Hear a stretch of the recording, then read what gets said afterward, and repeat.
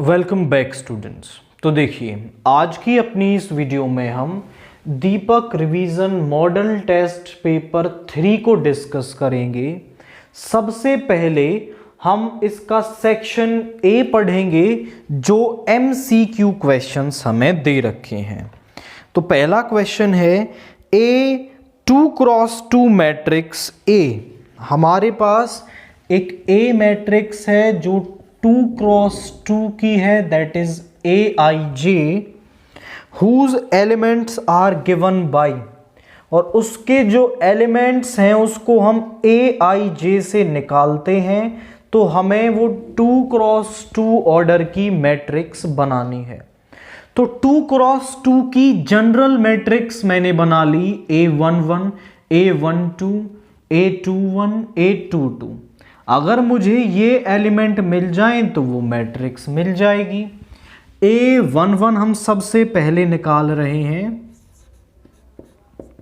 पहला element I है, दूसरा J है, तो यहां वैल्यू रखो 1 प्लस 2 इंटू 1 का स्क्वेयर बाई 2, यानी 1 प्लस 2 इज 3 का स्क्वेयर 9/2। अब A12 निकालेंगे, 1 प्लस 2 इंटू 2 का स्क्वेयर बाई 2, 2 2 ज़ा 4 प्लस 1 इज 5, 5 का स्क्वेयर 25/2। A21 तो 2 प्लस 2 इंटू 1 का स्क्वेयर बाई 2, यानी 2 प्लस 2 4, 4 का स्क्वेयर 16/2, यानी कि 8 आ गया। A22 2 प्लस 2 इंटू 2 का स्क्वेयर बाई 2, यहाँ आ गया 2 2 ज़ा 4 प्लस 2 इज 6, 6 का स्क्वेयर इज 36/2, दैट इज 18। सारे एलिमेंट्स मुझे मिल गए, यहां वैल्यू रखो। तो A किसके बराबर आ रहा है हमारे पास? वो आ रहा है 9/2, 25/2, 8, 18। कौन से ऑप्शन को आप इसमें टिक करेंगे? That will be the option C. Option C को आप इसके अंदर टिक करेंगे। इसके बाद सेकंड क्वेश्चन को देखें। Position vector of a point P is a vector whose initial position is origin. हम मतलब किसी भी पॉइंट के पोजीशन वेक्टर लिखते हैं। Let's say the point is a point है हमारे पास 2 1 3। हम जनरली लिख देते हैं पोजीशन वेक्टर ऑफ ए, वो हो जाएंगे 2i cap j cap plus 3k cap. ये हमारे पास क्या हो जाते हैं? उसके पोजीशन वेक्टर हो जाते हैं। पोजीशन वेक्टर हम कैसे निकालते हैं आप समझे। मान लीजिए ये x y z एक्सिस हैं और यहाँ पे कहीं 2 1 3 पॉइंट है और ये हमारा दिस OA। तो OA वेक्टर की जब हम बात कर रहे हैं, position vector of way A, या फिर हम उसे OA वेक्टर भी कह सकते हैं। मतलब समझे कि या तो पोजीशन वेक्टर ऑफ A बोल दो या OA वेक्टर बोल दो, दोनों का मतलब पोजीशन वेक्टर ऑफ A ही है। और OA वेक्टर यदि हम आपसे निकलवा लें तो वो निकलता है position vector of A minus position vector of O। और O के पोजीशन वेक्टर क्या है? 0i cap, 0j cap, 0k cap. तो आप समझें कि जब मैं A के पोजीशन वेक्टर लिख रहा हूं, मतलब मैं OA के पोजीशन वेक्टर लिख रहा हूं, और OA का इनिशियल पॉइंट क्या हो गया? ओरिजिन। मतलब आप B के लिखेंगे तो OB वेक्टर के लिख रहे हो, C के लिखोगे तो OC वेक्टर के लिख रहे हो। मतलब आप किसी भी पॉइंट के जब पोजीशन वेक्टर लिखते हैं तो उसका इनिशियल पॉइंट ओरिजिन होता है। तो ये बात तो इसने सही कह दी है। दैट मीन्स ये हमारा ट्रू हो गया। थर्ड वाले पर आ जाइए। थर्ड वाला कह रहा है ए हमें एक मैट्रिक्स दे रखी है, ए स्क्वायर बता दो। तो ए हमारे पास क्या है, साइन 0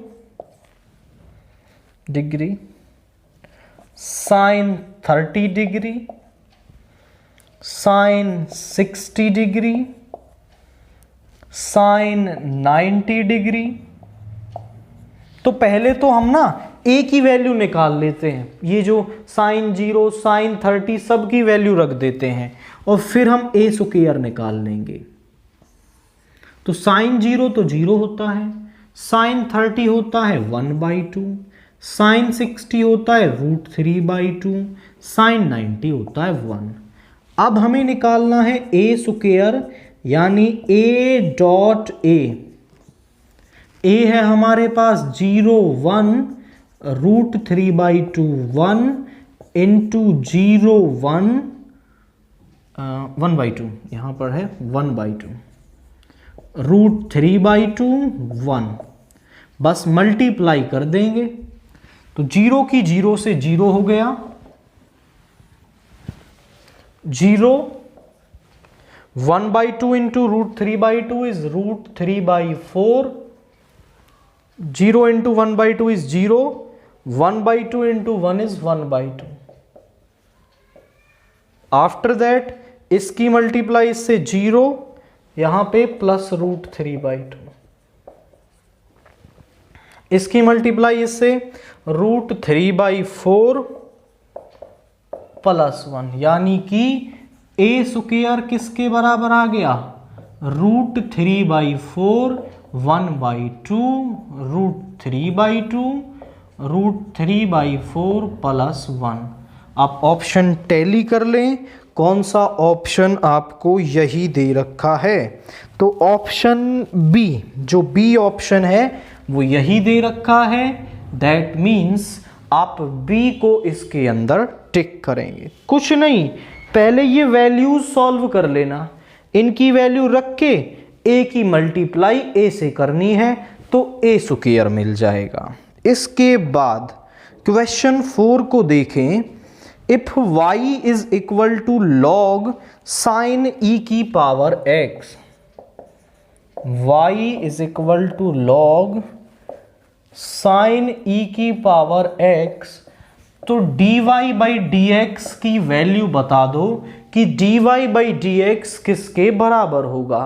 सिंपली डिफरेंशिएट करना है, differentiating on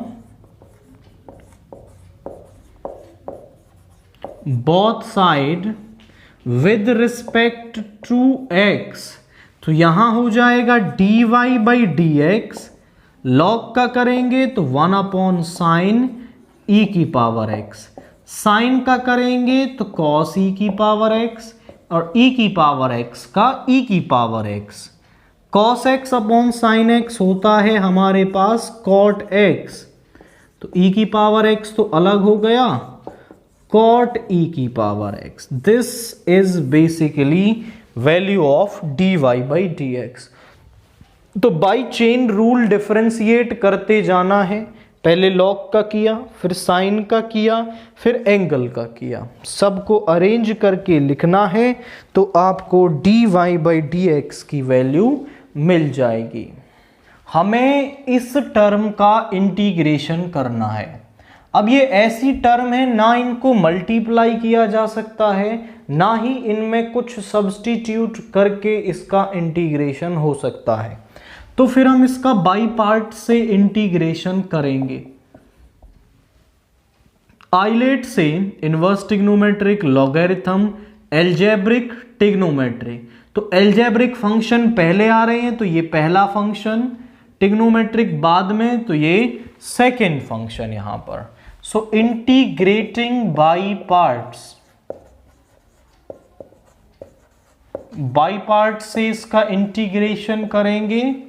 x same cos 2x का integration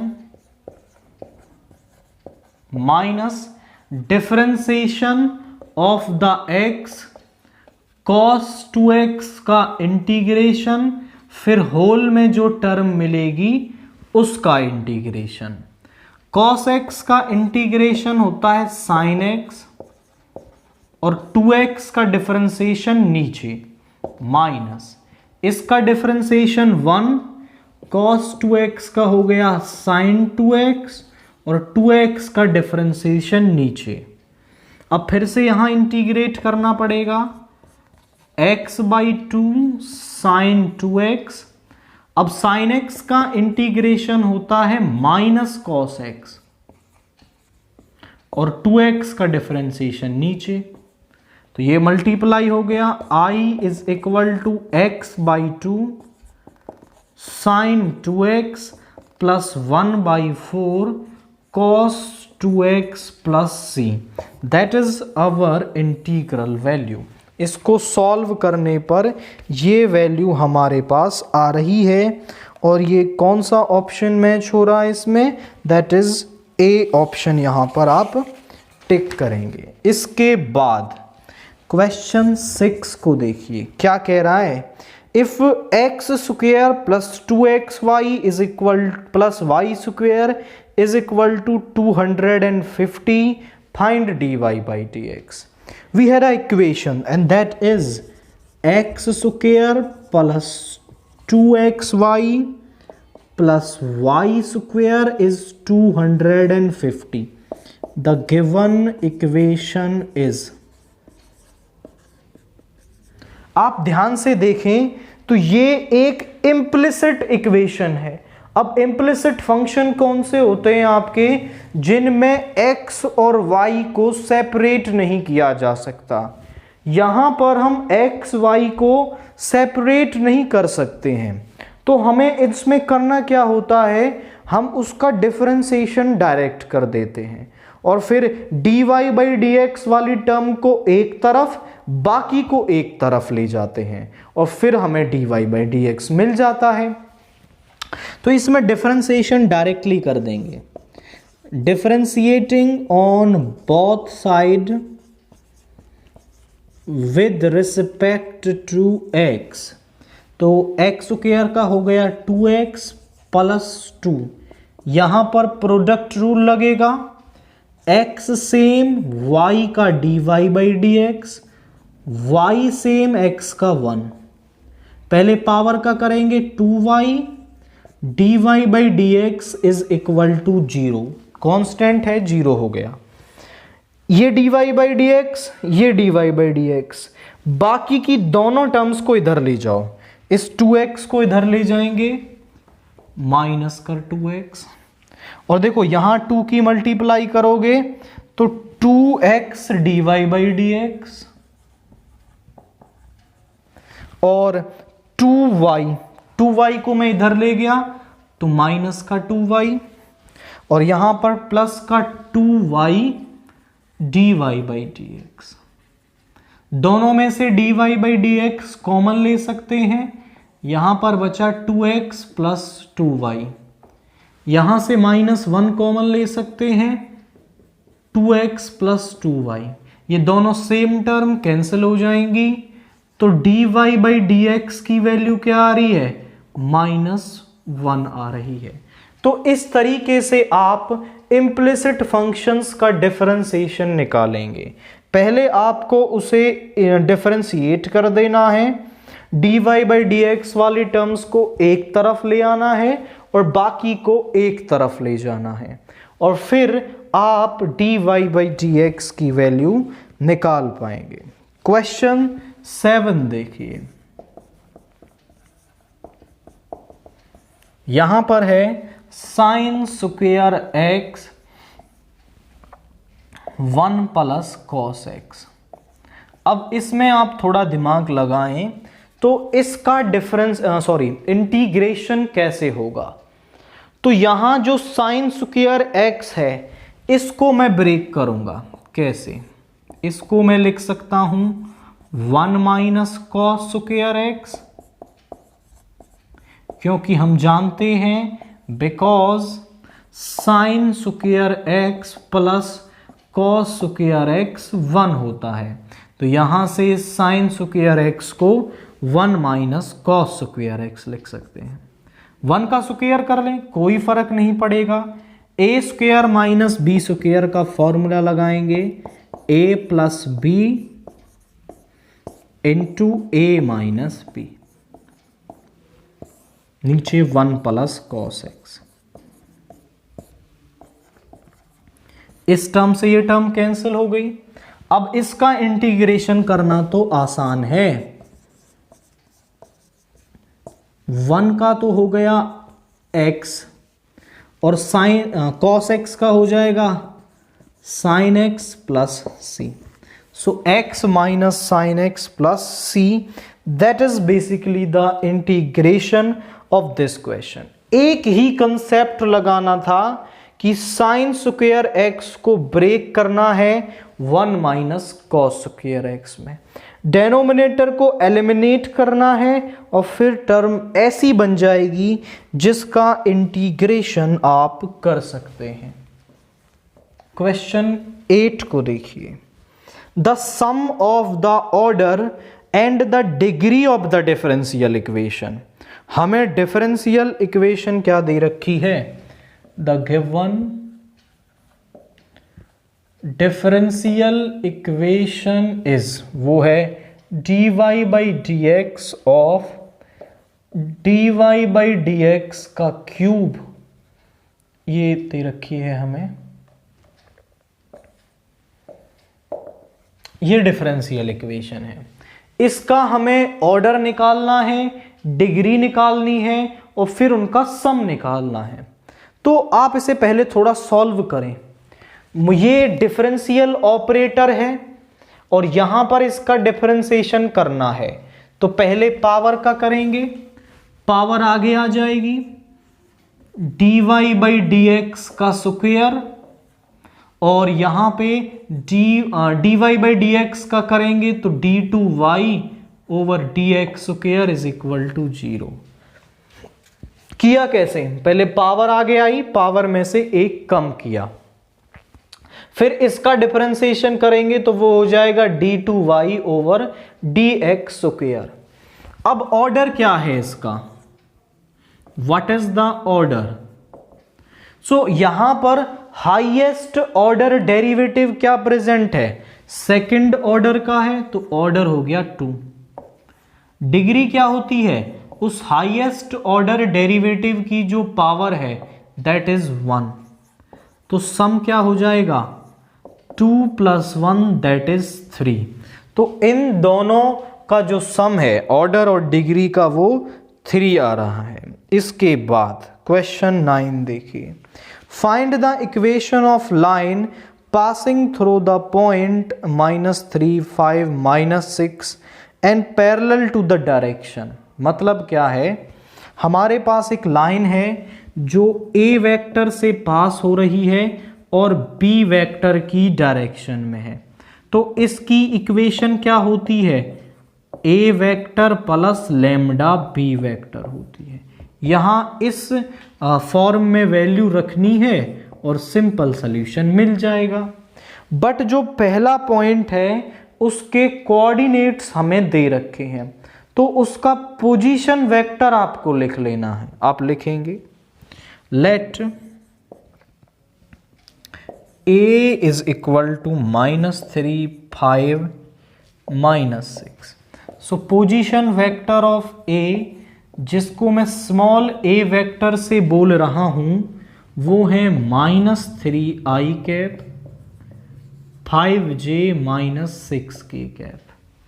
and let b vector is equal to, जिसके की वो डायरेक्शन में है 2i plus 4j plus 2k। तो इस पॉइंट से वो पास हो रही है और इसकी डायरेक्शन में है, तो फॉर्मूला होता है ये, equation of line passing through a vector in the direction parallel to b vector is given by, वो हमें कैसे मिलेगी? फार्मूला है r vector is equal to a vector plus lambda B vector, यहाँ वैल्यू रख देंगे R vector is equal to -3i plus 5j -6k plus lambda into 2i plus 4j plus 2k। ये क्या है हमारे पास, उस लाइन की इक्वेशन आ रही है जो इस पॉइंट से पास हो रही है और इस वेक्टर की डायरेक्शन में है। तो यहाँ फॉर्मूले में वैल्यू रखते ही आप उस लाइन की इक्वेशन निकाल सकते हैं।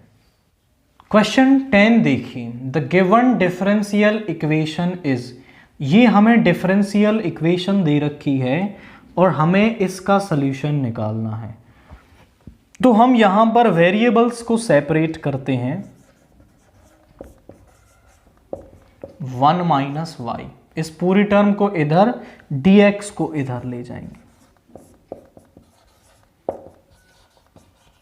यहां से माइनस कॉमन लेके, या फिर आप लिखें taking integration on both side.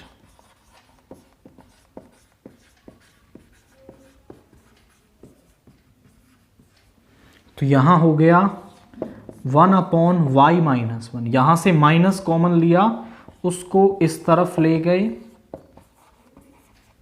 तो यहां पे इसका आ गया log y माइनस 1 और इसका आ गया -x प्लस c। log को इस तरफ ले जाएंगे तो e की पावर -x प्लस c।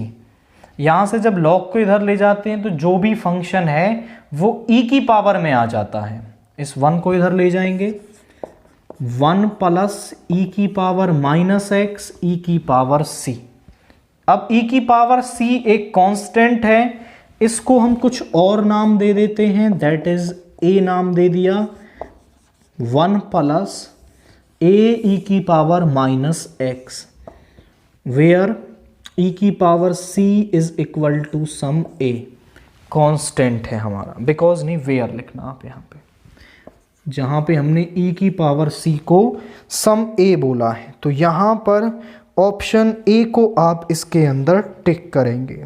इसके बाद हमें दो वेक्टर्स के बीच का एंगल निकालना है नेक्स्ट क्वेश्चन में। तो क्वेश्चन 11 देखिए, हमारे पास पहला वेक्टर दे रखा है i cap minus 2j cap plus 3k cap, B vector दे रखा है 3i cap minus 2j cap plus k cap. आप लिखेंगे एंगल बिटवीन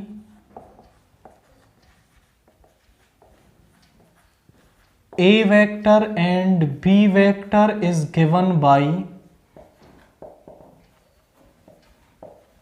उसका फार्मूला होता है cos theta is equal to a vector dot b vector upon a vector का modulus b vector का मॉड्यूलस। तो a डॉट b की value रखो आप, यहां पे क्या आएगा, a डॉट b आएगा 1 into 3 is 3, -2 into -2 is +4, 3 into 1 is 3। a का मॉड्यूलस 1 का स्क्वायर 1, -2 का 4, 3 का 9, यहाँ पे 3 का स्क्वायर 9, -2 का 4, 1 का 1। तो यहाँ पे आ गया cos थीटा, ये 10 हो गया 14 और ये भी 14, √14 इंटू 14 हो जाएगा 14, 2 से 5, 2 से 7, cos को इधर ले जाएंगे, theta is equal to cos inverse 5/7। तो दोनों वेक्टर्स के बीच का जो एंगल है वो है cos इनवर्स 5/7। तो आप इसको यहां पर टिक करेंगे। इसके बाद क्वेश्चन 12 देखिए, इन ए LPP the minimum value of the objective function z is equal to ax plus by is always 0 if origin is one of the corner points of the feasible region। हमारे पास एक ऑब्जेक्टिव फंक्शन दे रखा है z is equal to ax plus by, और वो कह रहा है कि इसका फिजिबल रीजन कुछ ऐसा बनता है कि जिसमें ओरिजिन भी एक पॉइंट है और भी कई सारे पॉइंट उसमें हैं। तो मिनिमम वैल्यू हमेशा इसकी ओरिजिन पर होगी। देखो ये तो अंडरस्टूड है कि z में आप कोई और वैल्यू रखोगे तो कुछ वैल्यू मिलेगी, बट जब 0 0 को रखोगे तो वैल्यू 0 होगी। वहां कुछ और वैल्यूज हैं, यहां पर 0 है आपका। तो क्या हमेशा जब ओरिजिन फिजिबल रीजन का एक कॉर्नर पॉइंट है तो मिनिमम वैल्यू हमेशा 0 होगी? तो ऐसा पॉसिबल नहीं है, this is false. Minimum value it is not necessary, ऐसा लिखें, it is not necessary that minimum value is 0। minimum value is 0.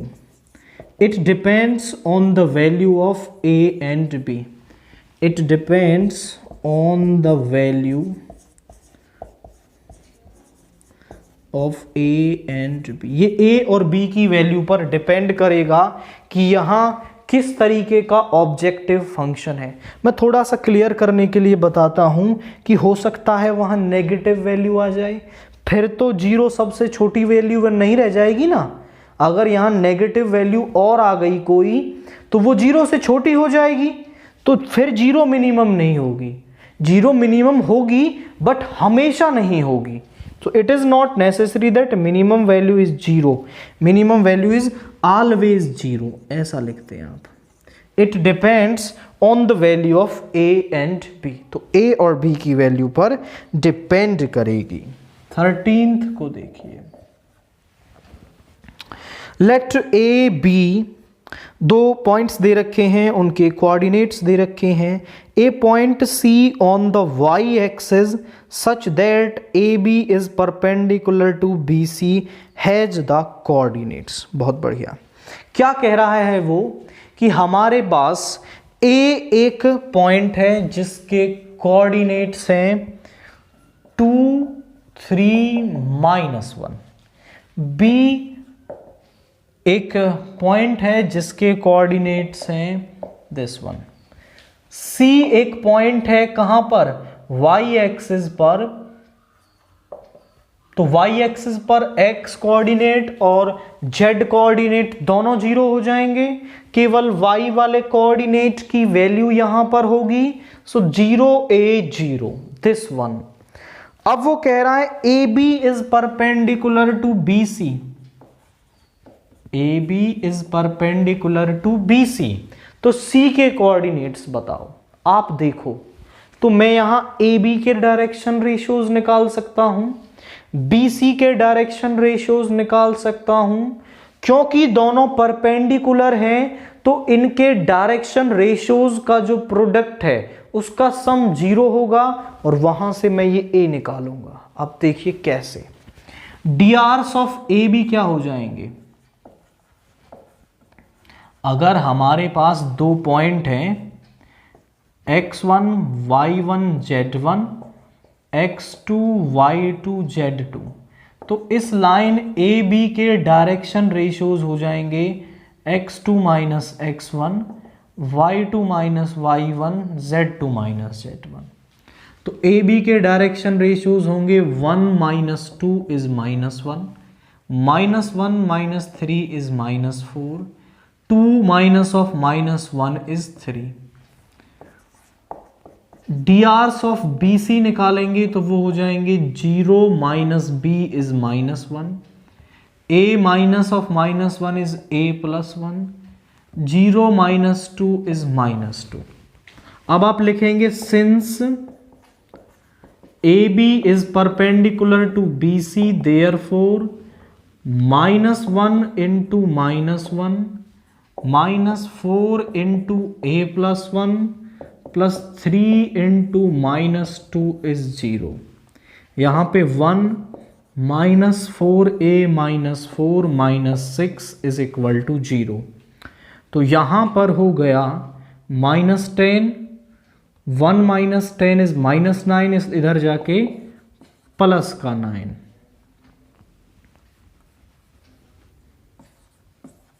Four को इधर ले जाएंगे, a इज इक्वल टू -9/4। तो a की वैल्यू हमारे पास -9/4 आ गई।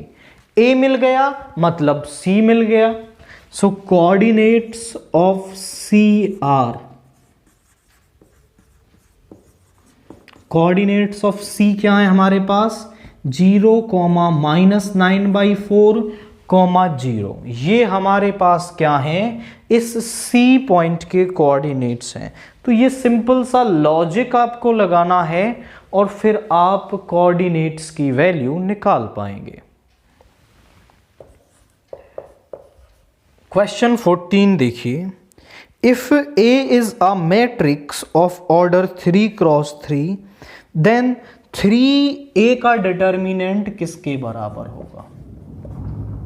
तो इसके लिए आपको एक प्रॉपर्टी लर्न होनी चाहिए कि A का डिटर्मिनेंट बराबर होता है k की power n determinant of A के, where n is the order of matrix.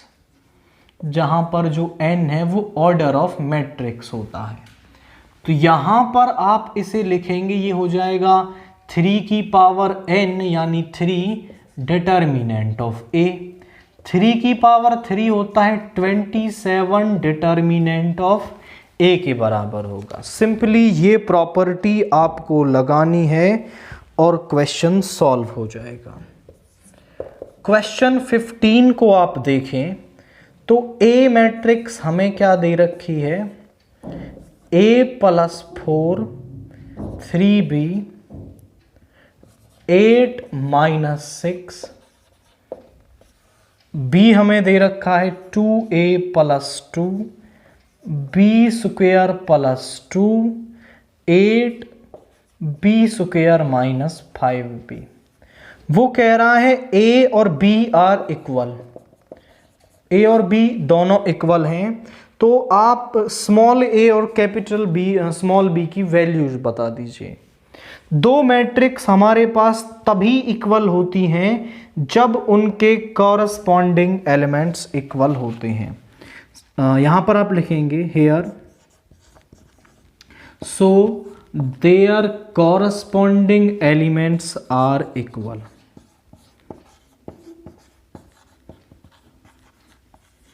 तो उनके कॉरस्पॉन्डिंग एलिमेंट्स इक्वल होंगे, यानी कि A + 4 बराबर होगा 2A + 2 के। इस A को इधर ले जाओ, इसको इधर ले आओ। 4 - 2 is 2A - A। So A is equal to 2। A की वैल्यू तो 2 आ गई, B की निकालते हैं।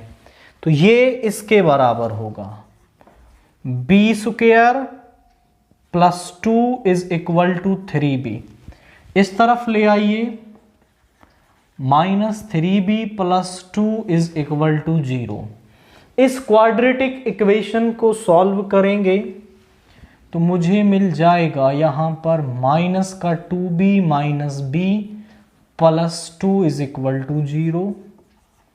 B कॉमन लेंगे, -1 कॉमन लेंगे, B - 1 × B - 2 is equal to 0। B की दो वैल्यूज आ रही हैं, इसको टैली करना पड़ेगा। B को 1 रख लो। देखो एक इक्वेशन ये भी बनेगी आपके पास B में, B² - 5B is equal to -6। जब हम यहां 1 रखेंगे तो यहां पर आएगा 1 - 5 is -4 which is not equal to -6, यानी B की ये वैल्यू तो पॉसिबल नहीं है, क्योंकि ये वाले कंडीशन भी सेटिस्फाई होनी चाहिए। 2 रखोगे, 2 का स्क्वायर 4 -10 इज -6, यानी B की वैल्यू क्या होगी 2 होगी। A की वैल्यू 2, B की वैल्यू 2। इसके बाद क्वेश्चन 16 को आप देखें which of the following is not a convex set, इन सभी में से कौन सा एक कन्वेक्स सेट नहीं है। तो मैं आपको पहले कन्वेक्स सेट बताता हूं कि कन्वेक्स सेट क्या होते हैं, आप समझे।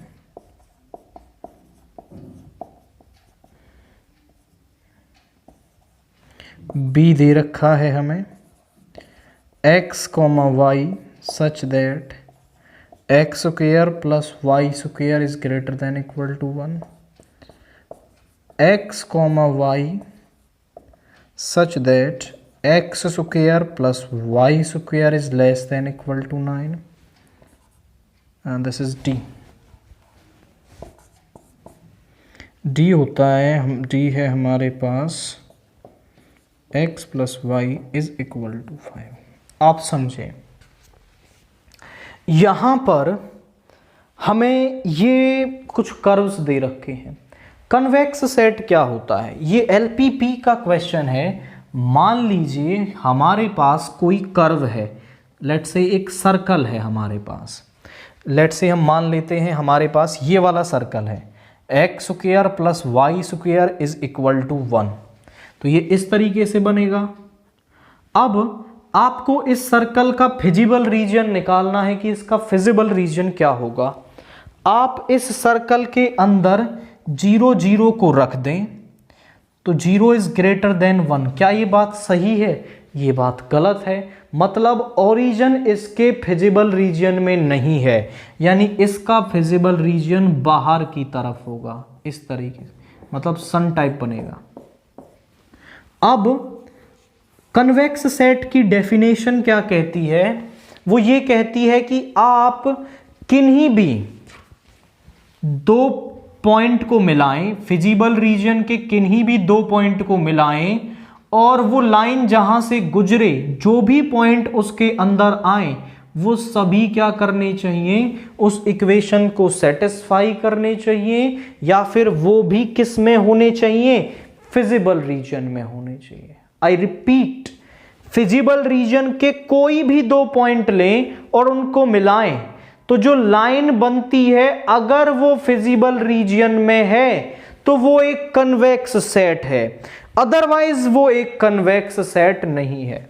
तो यहां मैं फिजिबल रीजन में एक पॉइंट ले लिया, यहां ले लिया, लाइन बनाई, तो ये जो हिस्सा आ रहा है लाइन का, ये फिजिबल रीजन में नहीं है, यानी कि ये आपका एक convex set, this B is नहीं है, ये एक कन्वेक्स सेट नहीं है। अब ए वाले को बनाते हैं। ए वाला क्या है? एक लाइन है। तो लाइन का ग्राफ तो आपको बनाना आता है, वो कैसे बनाएंगे आप? इसका ग्राफ बनाने के लिए पॉइंट ले लो, x को 0 लोगे तो y आएगा 5/3, y को 0 लोगे तो x 5/2। 1 पॉइंट समथिंग है और ये 2 पॉइंट समथिंग है, तो यहां पर इस तरीके से ग्राफ बन गया। अब इसको सेटिस्फाई करने के लिए ओरिजिन को इसके अंदर रख लो, 0 इज लेस देन 5, यानी कि ये सेटिस्फाई कर रहा है, तो इसका फिजिबल रीजन इस तरफ है। अब चेक करते हैं कि ये कन्वेक्स सेट है या नहीं है। तो फिजिबल रीजन के कोई भी दो पॉइंट ले लो, लाइन बनेगी वो फिजिबल रीजन में होगी, तो ये तो सेटिस्फाई कर रहा है कंडीशन को, तो ये एक कन्वेक्स सेट है। इस वाले को देखते हैं, X square plus Y square is equal to 9। ये भी एक सर्कल है, ये भी क्या है? एक सर्कल है। X square plus Y square is equal to 3 का स्क्वायर, एक ऐसा सर्कल जिसकी की रेडियस 3 है, यानी यहां से ऐसे पास होगा। अब इसका फिजिबल रीजन चेक करते हैं हम, कहां होगा।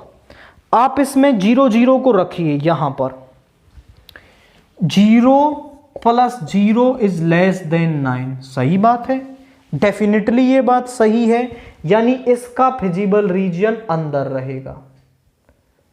अब आप फिजिबल रीजन के कोई भी दो पॉइंट ले लो और लाइन बनाओ, तो लाइन के सारे पॉइंट फिजिबल रीजन में हैं, लाइन भी कहां पर है, फिजिबल रीजन में। तो ये भी एक कन्वेक्स सेट हमारे पास है। इसके बाद इस लाइन को भी आप चेक करेंगे सेम पहले वाली लाइन की तरह, तो ये भी क्या होगा, एक कन्वेक्स सेट हमारे पास यहां पर होगा। तो केवल एक ये जो सर्कल था जो बी वाला, ये हमारे पास क्या है, एक कन्वेक्स सेट यहां पर नहीं आ रहा है। आई रिपीट, एक लाइन बनानी है, वो लाइन अगर फिजिबल रीजन में आती है तो वो एक कन्वेक्स सेट, अदरवाइज वो एक कन्वेक्स सेट नहीं है। यहां पर ये लाइन कुछ हिस्सा इसका ऐसा था जो फिजिबल रीजन में नहीं आ रहा था, दैट्स वाई ये एक कन्वेक्स सेट हमारा नहीं है। नाउ क्वेश्चन 17 देखिए, in the matrix the diagonal elements are. तो डायगोनल एलिमेंट्स कौन से होंगे इसके,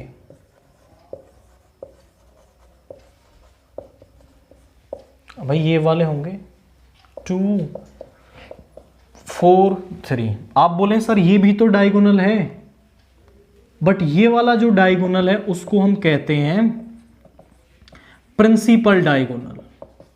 तो वो जनरली पूछ रहा है डायगोनल के एलिमेंट लिखिए, तो आपको यहां पर प्रिंसिपल डायगोनल के एलिमेंट्स लिखने हैं, ना कि इस दूसरे वाले डायगोनल के। वो दोनों डायगोनल्स की बात करेगा तो दोनों के लिखने हैं, केवल डायगोनल बोल रहा है तो प्रिंसिपल डायगोनल के एलिमेंट्स आपको यहां पर लिखने हैं। क्वेश्चन 18 देखिए, an experiment in which outcome can not be predicted is called a fill in the blanks experiment.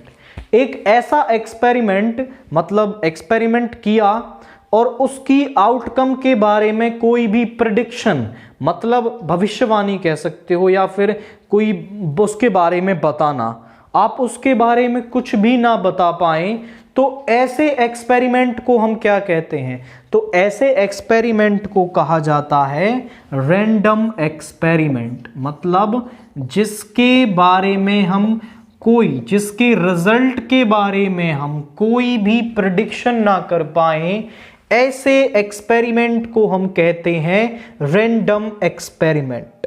अब ये एमसीक्यू क्वेश्चंस फिनिश हो गए।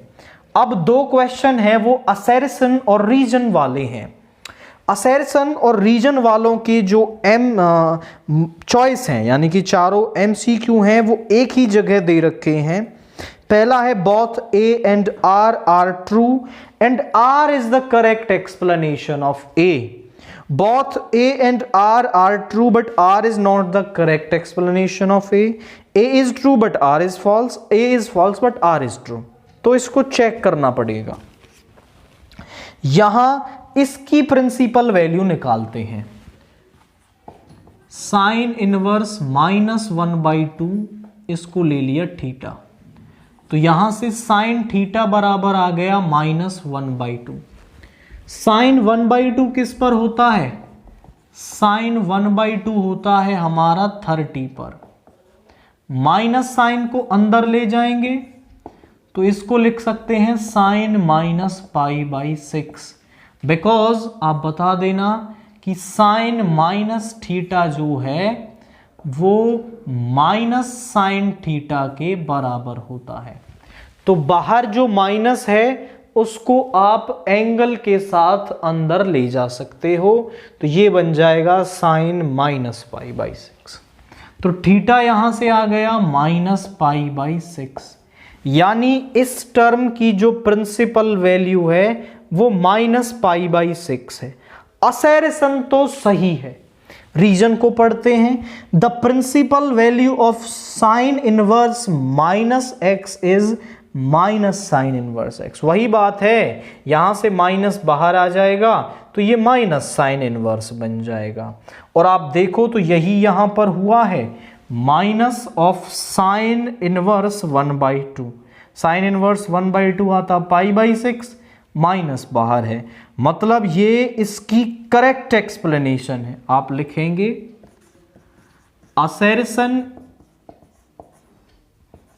A is true R is true and R is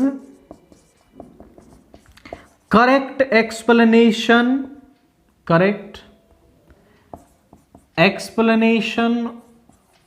of A। भाई ये पूरे concept को explain कर रहा है, ये भी ट्रू है, ये भी ट्रू है, और ये इस A की करेक्ट एक्सप्लेनेशन है, तो ऑप्शन A को आप टिक करोगे। अब 20 वाला देख लो।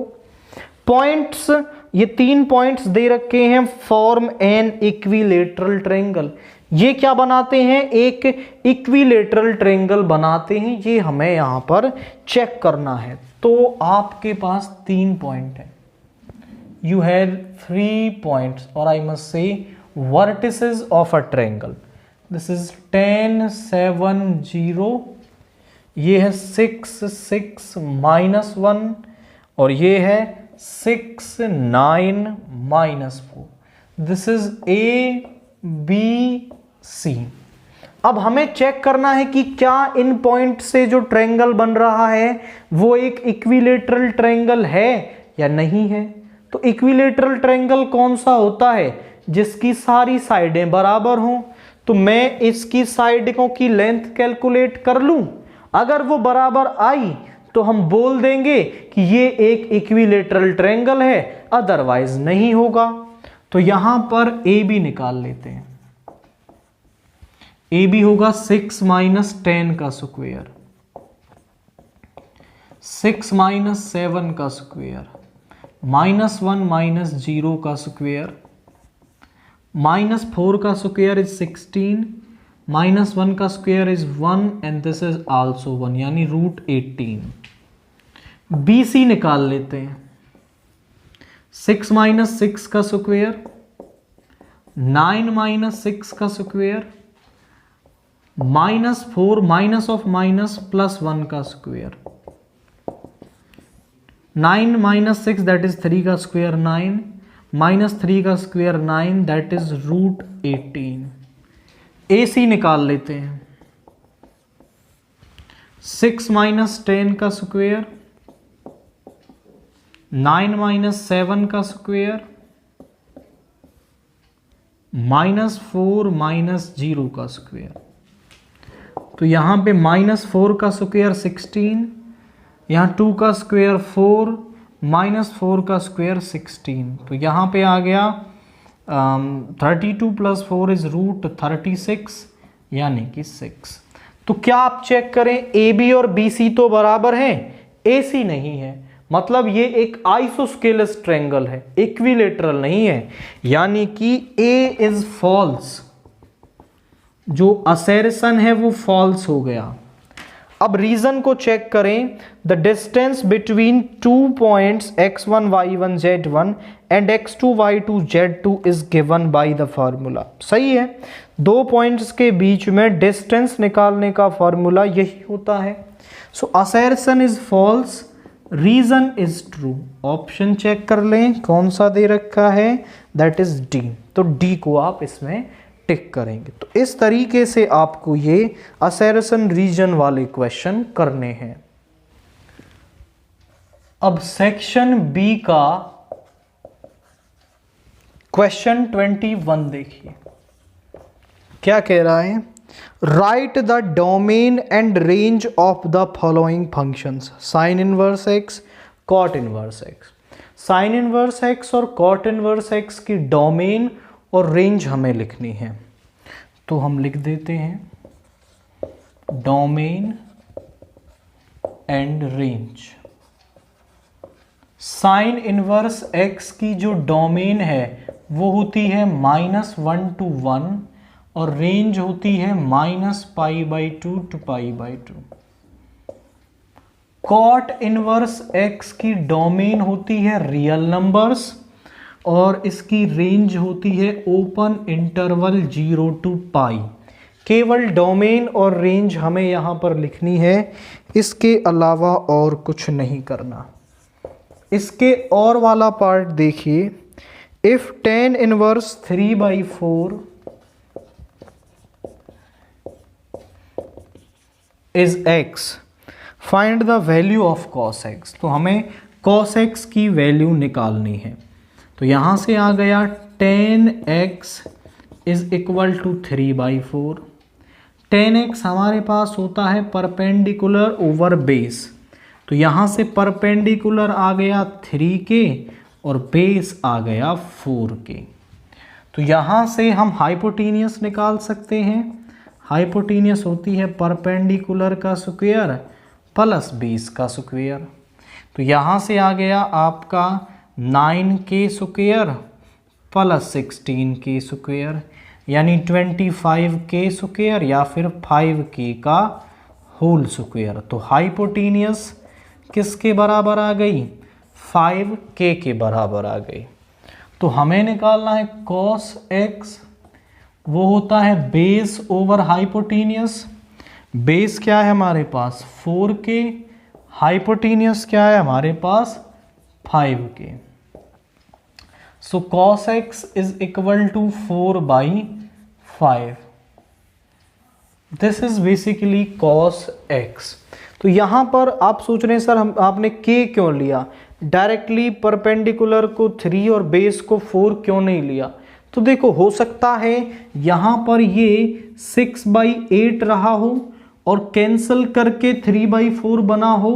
तो जब हम जनरली ऐसे लेते हैं तो यहां पर सम कांस्टेंट लगाते हैं जिससे कि हम उसे लिख पाएं। वैल्यूज में कोई फर्क नहीं पड़ता, आप डायरेक्टली 3 या 4 लेके भी कर सकते हो, वो भी गलत नहीं है, बट ज़्यादा सही तरीका यही है। इसके बाद क्वेश्चन 22 देखिए। हमारे पास हमें fx दे रखा है, that is x square if fx is less x is greater than equal to 1 and x if x is less than 1, then show that f is not differentiable at x is equal to 1। तो हमें LHD और RHD निकालना है। at x is equal to 1 वो बराबर नहीं आएंगे तो हम बोल देंगे they are not, it is not differentiable at x is equal to 1।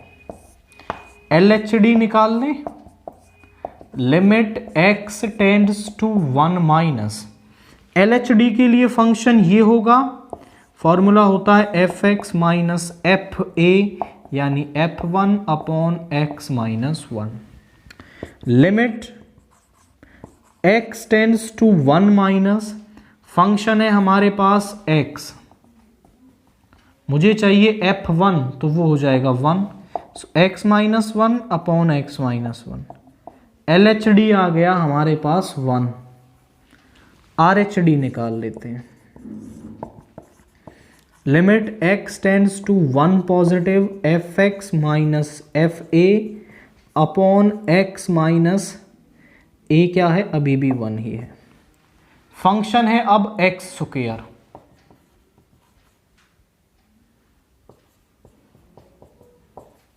और f1 आएगा 1 और नीचे x माइनस 1। फॉर्मूला लगा दें यहाँ पे, फॉर्मूला लगाने पर ये बन जाएगा आपका x minus 1 into x plus 1 और यहाँ पे x माइनस 1। अब हम x को क्या पुट कर लेंगे? 1 plus h as h tends to 0। तो यहाँ पे आ जाएगा limit h tends to 0 1 plus h plus 1, put कर दो 2।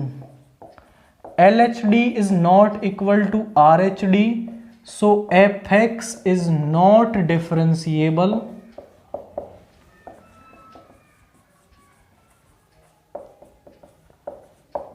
at x is equal to 1। तो हमारा जो फंक्शन है वो at x is equal to 1 differentiable नहीं होगा। इसके बाद क्वेश्चन 23 देखिए।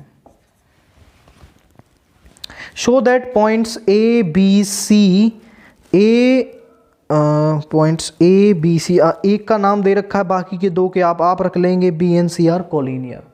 तो हमें इनको कॉलिनियर दिखाना है, तो हम ए बी और बी सी, ए बी और ए सी के क्या निकाल लेंगे? डायरेक्शन रेशियोज निकाल लेंगे। तो यहाँ ए हमें दे रखा है 2 3 4, बी हमें दे रखा है -1 -2 1 C हमें दे रखा है 5 8 7। आप लिखेंगे DRs ऑफ AB, वो आएंगे -1 -2 इज -3, -2 -3 इज -5, 1 -4 इज -3। अब आप AC के डायरेक्शन रेशियोज निकालिए। 5 - 2 इज 3, 8 - 3 इज 5, दिस इज 3। आप चेक करें तो AB और AC के जो डायरेक्शन रेशियोज हैं वो एक दूसरे के मल्टीपल हैं, यानी AB और AC क्या है, हमारे पैरेलल हैं। अगर दो लाइंस के डायरेक्शन रेशियोज m मल्टीपल हों एक दूसरे के तो वो दोनों पैरेलल होती हैं। ये AB और AC यहां पर सम। अब ये पैरेलल कब होंगी, देखो A तो पॉइंट दोनों में सेम है, A तो दोनों में सेम है। ये पैरेलल तभी हो सकती हैं जब AC कुछ इस तरीके से हो, और ऐसे होगी तो वो क्या हो जाएंगे, कॉलिनियर हो जाएंगे। तो यही हमें लिखना है, AB and AC are parallel but A is the common point between them,